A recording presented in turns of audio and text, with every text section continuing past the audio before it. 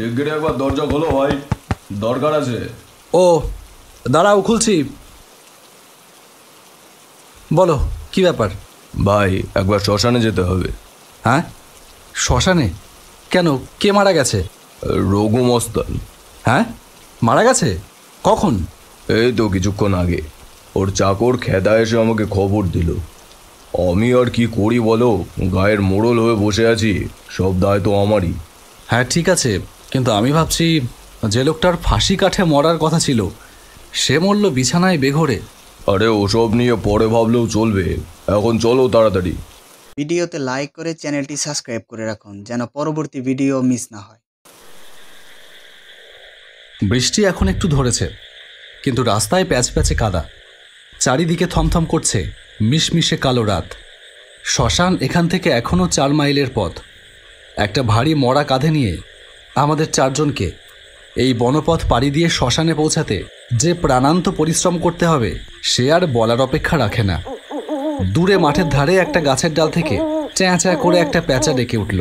সেই অলক্ষণে ডাক শুনে রাঘব হরিবোল বলে প্রাণপণ চিৎকার করে উঠল, হরিবোল হরিবোল হরিবোল। রঘু আমাদের সহজে নিষ্কৃতি দেবে বলে মনে হচ্ছে না। আজকের রাতটা ভালোই ভালো কাটলে বাঁচি। রঘুর চাকর খেদা একটা হ্যারিকেন নিয়ে আগে আগে চলেছে। এই খেদা শুধু রঘুর চাকরই নয়, সে ছিল তার সমস্ত পাপ কাজের সঙ্গী। তার চেহারাটা যেমন বিশ্রী, স্বভাবও তেমনই কুৎসিত।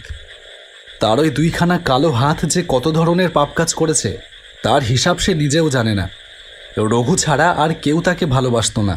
বন পেরিয়ে আবার এক মাঠ পড়বে, তারপর নদীর ধারে শ্মশান। কিন্তু আজকের এই ঘন অন্ধকারে মাঠ আর বন, আকাশ আর পৃথিবী যেন সব এক হয়ে গেছে।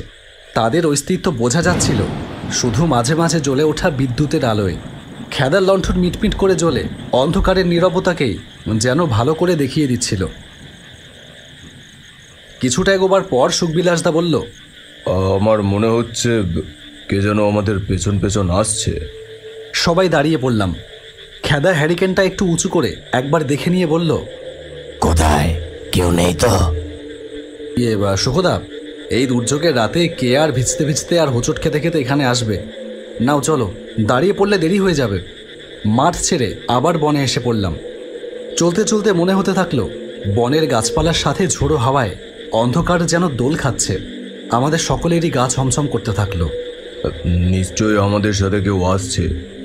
এবার আমি খুব কাছেই পায়ের শব্দ পেয়েছি। তুমি ভুল শুনেছ সুখদা, এইরকম পরিবেশে ওরকম মনে হতেই পারে। না না, ভুল নাও হতে পারে। আমিও শুনেছি এই জায়গাটা নাকি ভালো না। রাম রাম রাম রাম রাম রাম রাম। বনের মাঝখানে এসে কাঁধ থেকে খাটটা নামিয়ে রেখে আমরা একটু জিরোতে থাকলাম। আমরা ছাড়া যে পৃথিবীতে আর কোনো জীবিত প্রাণী আছে এতক্ষণ পর তার সাড়া পাওয়া গেল। শুনতে পেলাম এই অসময়ে বনের ভেতরে হেরে গলায় কে যেন গান গাইছে। হাটে শুয়ে এ যায় রে, এ যায় রে, ওই পায়ে যেতে চলে আয়, বসে বসে দুটো কথা কই। বনটাকে শোষ করে মন গেছে আদি ভরে, দুধ ভাত খাবি যদি কাছে আয়, বলি পই পই। গানের আওয়াজ ক্রমশই আমাদের দিকে আসছে। আমরা সবাই ভয়ে হরিধ্বনি দিতে থাকলাম। এদিকে গানও চলতে থাকলো সমান তালে। অজা মরা ভালো নয়, ও কাকার পেটে সয়, বুড়ো আর নরে চরে যেতে যেতে পরে আমি রাজি নয়, তালে উঠে রাত দিন নাচি আয় দিন দিন। আয় খালি গীত গাই, নিয়ে আয় গাছে চড়া মই, ভেঙা চিরা ডাকবে না, ভেঙে জেগে থাকবে না। এত রোদে ঘুরে ঘুরে হোস কেন জল ভেজা খই। ও মামদো, ওরে পেঁচো, কেন মিছে খাস কেচো। আকাশ কেঁদে মারিয়ে পা বাড়িয়ে, ঘর হইচই খাবি আই টিকটিকি।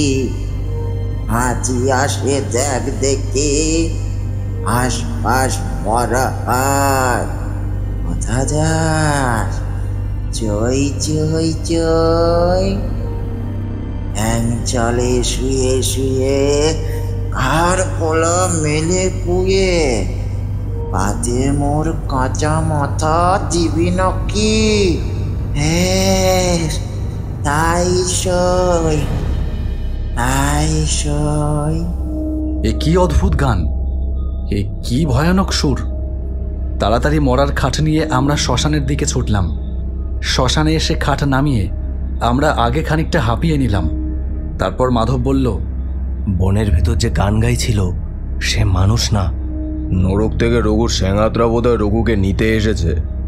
রঘুর চাকর খেদার আগে কটমট করে সুখদার দিকে একবার তাকালো। ওসব বাজে কথা রাখো, এখন জঙ্গলে গিয়ে আবার কাঠ কেটে আনতে হবে। কপালে আজ অনেক কষ্টই আছে। এই কদিনের বর্ষায় ভেজা কাঠ দিয়ে কিভাবে চিতা চলবে জানি না। হ্যাঁ, তবু চেষ্টা তো করতে হবে। নাও চলো। আমি কোথাও যাচ্ছি না। আচ্ছা, তাহলে তুই এখানেই থাক। একা? হ্যাঁ। ওরে বাবা, একা বসে আমি যদি আবার সেই গান শুনতে পাই তাহলে তো আমি আর বাঁচব না। আমার সাথে খেদা থাক। অগত্যা সেই ব্যবস্থাই করতে হলো। আমি, মাধব আর সুখদা হ্যারিকেন আর কুড়ুল নিয়ে জঙ্গলের ভেতর কাঠ কাটতে চললাম। অন্ধকারের ভেতর বাতাসের হাহাকার শোনাচ্ছে যেন কোনো মরো মরো রোগীর আর্তনাদের মতন। পেছনে শ্মশান, তার বুকে চেপে বসে কাল রাত্রির নিস্তব্ধতাও যেন আজ ডুকরে ডুকরে কেঁদে উঠছে। এর মধ্যে একদল শেয়াল ডেকে উঠল, আর তখনই দেখলাম একটা মানুষের মূর্তি অন্ধকার ভেদ করে একেবারে আমাদের সামনে আবির্ভূত হলো। বেজায় ঠ্যাঙা আর লিকলিকে সরু তার দেহ, একরাশ পাকা গোপদাড়ি, বড় বড় ড্যাবড্যাবে চোখ দুটোয় যেন দপদপিয়ে আগুন জ্বলছে। লোকটা আমাদের দিকে ফিরেও তাকালো না, হন হন করে শ্মশানের দিকে এগিয়ে আবার অন্ধকারে মিলিয়ে গেল। আমি চুপি চুপি বললাম, পাগল। ঠক ঠক করে কাঁপতে কাঁপতে মাধব বলল, ভূত ভূত। চুপ কর, ওই শোন। প্রত্যেকে এবার কাঠের বোঝা ঘাড়ে করে শ্মশানের দিকে ফিরলাম।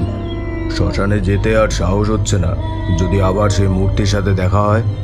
কাজ নেই আর শ্মশানে গিয়ে, চলো আমরা এখান থেকে পালাই। না না, তা হয় না। শ্মশানে আমাদের লোকেরা বসে আছে। শ্মশানে কি আর তারা এতক্ষণ আছে?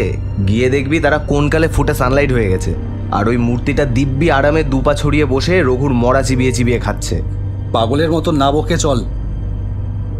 আবার শোনা গেল, আলে উঠে রাত দিন নাচি আই দিন দিন, আয় খালি গীত গায়, নিয়ে আয় কাছে চড়া বই। আমরা ভয়ে কাঠ হয়ে দাঁড়িয়ে পড়লাম। শ্মশানের দিক থেকে আসছে। এবার আর একটা নয়, দুটো মূর্তি। প্রথম মূর্তিটার মুখের দিকে তাকিয়েই আমার বুকের রক্ত যেন হিম হয়ে গেল। এ যে রঘু, যার মরা আমরা কাঁধে করে শ্মশানে নিয়ে এসেছি। হ্যাঁ হ্যাঁ, রঘুই। রঘু ছাড়া আর কেউ নয়। আর রঘুর পেছনে পেছনে চলেছে পোষা কুকুরের মতো তার চাকর খেদা। দেখতে দেখতে অন্ধকারের ভেতর তারা অদৃশ্য হয়ে গেল। ছুটতে ছুটতে তিনজন আবার শ্মশানে এসে পড়লাম। মরার খাটের পাশে একলা বসে মানিক বলির পাঠার মতন কেঁপে কেঁপে মরছে। মানিক, মানিক, ব্যাপার কি? আমি কিছু জানি না। আমি এখানে আর থাকবো না। আবার সে গান শুনে আমি অজ্ঞান হয়ে গেছিলাম। জ্ঞান ফিরতে দেখি আমাকে এখানে একা ফেলে ওই খেদা রাস্কেল পালিয়েছে। খাটের ওপর কাপড়ে ঢাকা মরা তো ঠিকই আছে, তবে কি আমরা যা দেখেছি তা চোখের ভুল? হঠাৎ এক পশলা ঝোড়ো হাওয়ায় মরার মুখের ওপর থেকে কাপড়টা সরে যেতেই দেখলাম খাটের ওপর মৃতদেহ আছে বটে, কিন্তু সেটা রঘুর মৃতদেহ নয়। এই ক্ষণিক আগে মাঠের ভেতর যে দাড়িগো ফলা রোগা ঢ্যাঙা লোকটাকে দেখেছিলাম, এটা তারই দেহ। মরে একেবারে আড়ষ্ট হয়ে খাটের ওপর পড়ে আছে। অনেক হয়েছে, আর এখানে এক মুহূর্ত নয়। এই পালাও, পালাও, সবাই পালাও। বাড়ি ফিরে নিজের বিছানায় শুয়ে ঘুমোচ্ছিলাম। শেষ রাতে হঠাৎ ঘুমটা ভেঙে গেল। দরজায় কে যেন বাড়ি মারছে। উঠে এসে দরজা খুলে দিতেই দেখলাম কেউ কোথাও নেই। হঠাৎ কোত্থেকে যেন আবার সেই বেসুরো গান ভেসে এলো। শিউরে উঠে আবার ঘরে ঢুকে দরজায় খিল লাগিয়ে দিলাম।